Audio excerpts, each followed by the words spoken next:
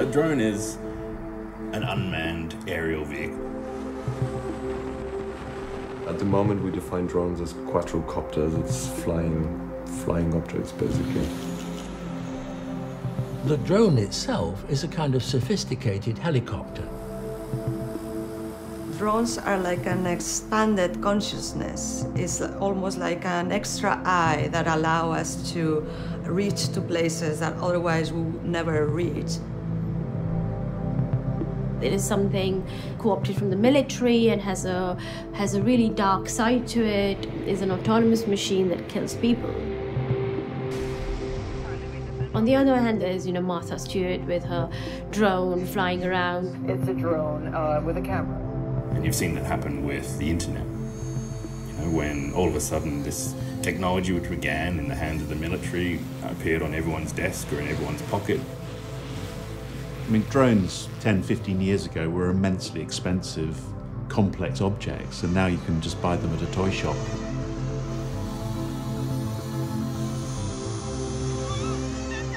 We're now at a point where there is more civilian drones flying in the air right now than there are military drones.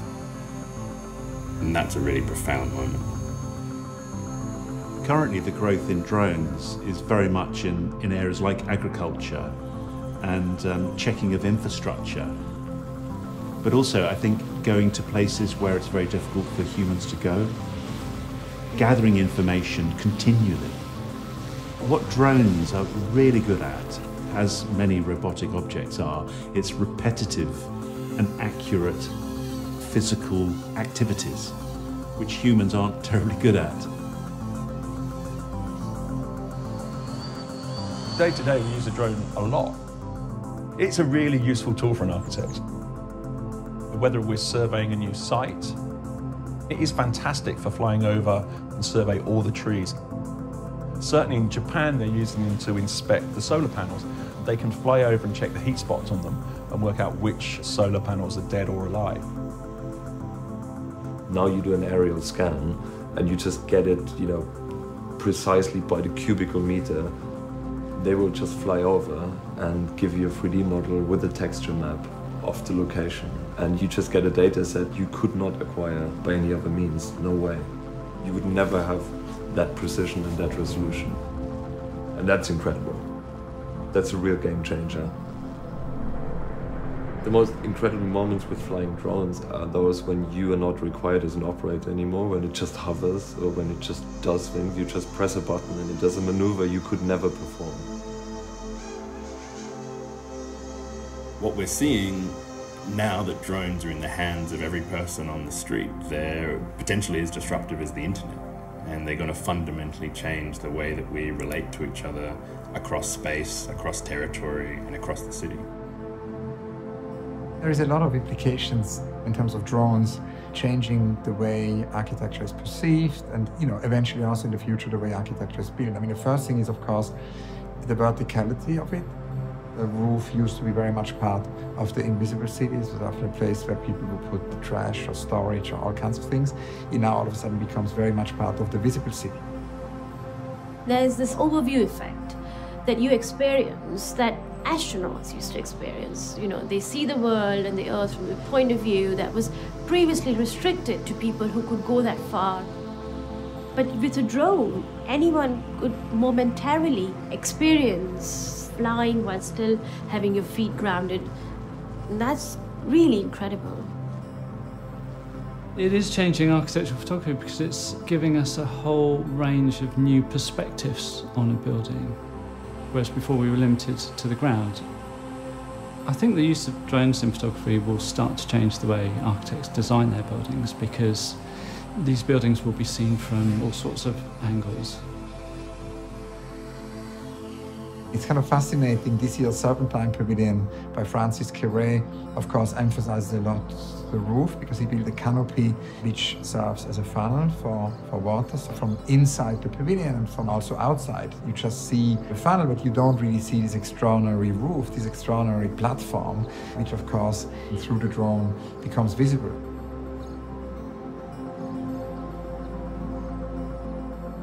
I think I've always been influenced as an architect by a passion for flight.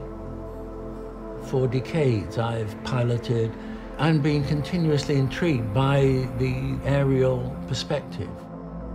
The reality of our existence is at the ground level and the perception at the ground level. But you certainly do see the big picture from above, and you do see that fifth elevation. And so the experience of flight is to heighten that sense of awareness. The Apple campus is a great example. You wouldn't be able to perceive the building from ground level. It was almost designed to be seen from above. It's been built, like most Apple products, in a lot of secrecy, so it's really difficult to see, but because of drones, you can see above, and there's a drone sequence of it each week, so you can see the progress. I was frequently opening my phone and seeing drone coverage of our Apple project. So in that sense, it was and is very much in the public domain. Architects are using drones. Some of them are using them to actually build buildings. They're kind of weaving the buildings through drones. Others, like Carlo Ratti, use drones to paint facades, to basically do large-scale paintings, because all of a sudden a very big facade of a building, which used to be very complicated and needed scaffolding, becomes very easy. The drone becomes the brush. Drones in construction is something which is happening quickly. I mean, we've probably all seen the video of the drones making a bridge using fibers between two objects. The aerial construction research project investigated the potential of using flying robots to build tensile structures. Flying robots provide access to three-dimensional space in entirely new ways for architecture. Effectively, this allows us to access points in space we couldn't access before. We can assemble things differently. It doesn't matter anymore whether we necessarily build from the ground up. I believe that there will be a huge impact on the built environment once we actually start using these machines in construction. I think drones are essentially going to be an extension of public service infrastructure, in the same way that a garbage truck moves about the city providing a service to us, so too will the drone. They'll deliver our packages, they'll bring us fresh milk in the morning or freshly baked bread. We can imagine them being an extension of the network. Any service we can generate through the network, they can bring to us in physical form. We're working with a project in Tokyo already where the drone question is coming up. It's for a large warehouse. The actual location of the project has changed. The warehouse is coming closer to town. They're getting smaller because the drones can only take smaller packages, but it's going to be very, very quick. So all of these things are really changing the cityscape.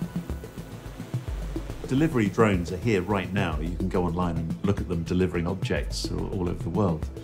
And I think the next step is going to be humans traveling in drones. The technology's there, and I think this is going to happen quite quickly. Dubai has relaxed some of the regulations in flying around the city, and they're saying that 2018, 2019, they may have autonomous taxis flying around. So I think it's happening. It's just in what form. I think you could well see the development of aerial highways. So if you have a motorway, the airspace above that would be a natural route in the same manner that the heli routes in London follow green spaces. We used to think of cities as being agglomerations built around large, permanent infrastructure networks, road networks, water, power. What the drone has the potential to do is totally rewrite that, because all of a sudden you're dealing with a nomadic form of infrastructure that can move and drift around the city. Up till now, cities have been very much developed on roads. And once we're released from that, it allows development in different ways. It's almost as fundamental as some of the first railways then that came to cities. If you think of here in London, Metroland, and the development of the early metro system, which allowed the city to expand. It was a linear development because of the infrastructure. And I think with flying autonomous vehicles, there could be an equally big step change in cities, because we're not bound by linear infrastructure, because you can fly wherever. I was approached by an individual who had an idea that you could combine the technology of the drone with a building type to answer the needs of continents like Africa, which doesn't have the infrastructure which we take for granted of roads and railways. So how do you leapfrog that?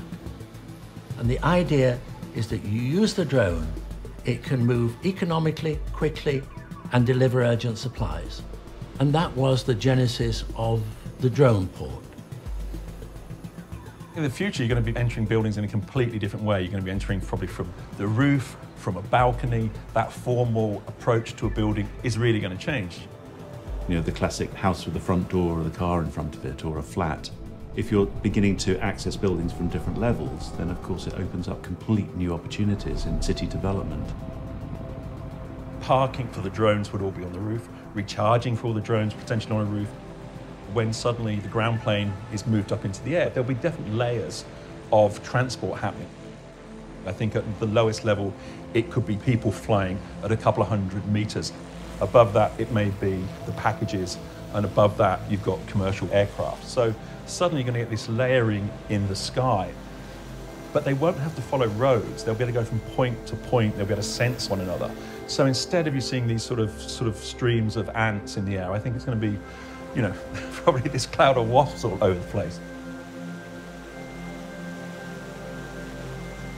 We just developed a film called In the Robot Skies, which is the first fiction film shot entirely through autonomous pre-programmed drone technologies. And what we're trying to do there is explore a world where drones have become as ubiquitous as pigeons. They surveil a London council estate, and they monitor wayward youth who have been caught swearing at police or drinking in public and have been confined to their tower blocks, and the drones watch over them, the equivalent of an ankle bracelet. I think we should question whether we want drones to be part of the civilian space of our cities. The fact that it's available as a technology doesn't mean that we want it to be part of our lives. Our idea about the public space has already changed. We are already used to the idea that some sort of machine or gaze is looking at us. Drones probably will be a step further. In our studio at Superflux, we wanted to explore the cultural, political, and social consequences of living with civilian drones. We created a speculative film called Drone Avery to understand what it might be like to live in a city with drones flying over our heads. We were interested in aspects of autonomy and artificial intelligence that these machines might have. We specifically looked at what sort of civilian drones might exist in our cities, in our landscapes, how might we interact with them, what might it mean to live in a city where a drone is watching you, collecting data about you, and perhaps making decisions based on that data that you might not be aware of. As drones become more and more frequent in the airspace above people's houses and buildings, I think there will be an issue of ownership of that space. You wouldn't want drones constantly buzzing around your windows. That does raise whole issues of privacy, which is, you know, one thing with viewing an Apple building from the air, which you can do from high up in an aircraft, which I've seen frequently, or whether it's low down with a drone. But on the other hand, if this is your private apartment and there's a drone the other side of that pane of glass, and you have to draw the curtains, then that does raise a whole series of other issues. So like any emerging technology, it raises other social issues. What now is a very attractive space in the top floor of a high-rise with wonderful views suddenly become the perfect scene for drone surveillance. So questions about privacy and security are being redefined because of the drones, and that affects the way in which we think about buildings as architects and designers. There is already drones in cities, the police are using them. And there is drones used by protesters. Before, the power was in the hands of the police. But now, a crowd can launch a bunch of drones in the air and they can document police violence, or they can make people accountable. It's surprising how little has happened with commercially available drones that you buy on Amazon, because there is stuff that can carry considerable payloads. And there's been a lot of near misses at airports, but also like just dropping things into a crowd. It's a real option. It's a real option, and gladly nothing has happened there yet, but it will.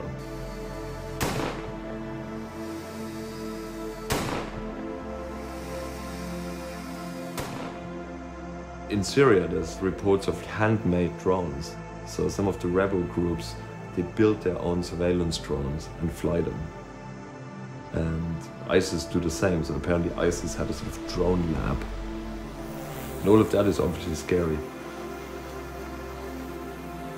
The reason why we're having this conversation now, why everyone's talking about the drone now, is because it's now got to the point where that technology has become democratized.